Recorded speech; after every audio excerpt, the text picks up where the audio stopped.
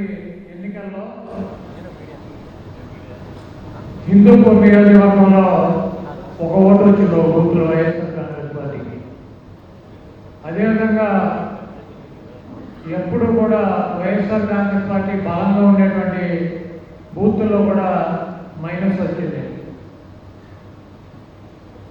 చాలామంది మేధావులు, బాగా చదువుకున్న వారు ఈ ప్రక్రియలో అవకతవకలు జరిగినాయి. నిమిషానికి 3 నుంచి 5 ఓట్లు వేశారు.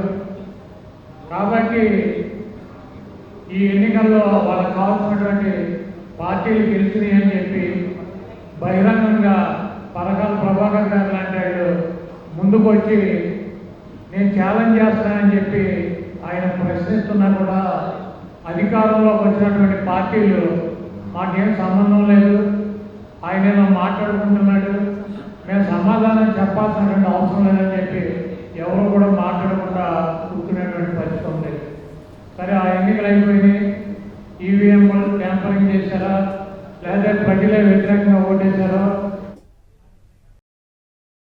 మరిన్ని అప్డేట్స్ కోసం ఛానల్ ను సబ్స్క్రైబ్ చేయండి. నోటిఫికేషన్స్ కోసం బెల్ ఐకాన్ పై క్లిక్ చేయండి.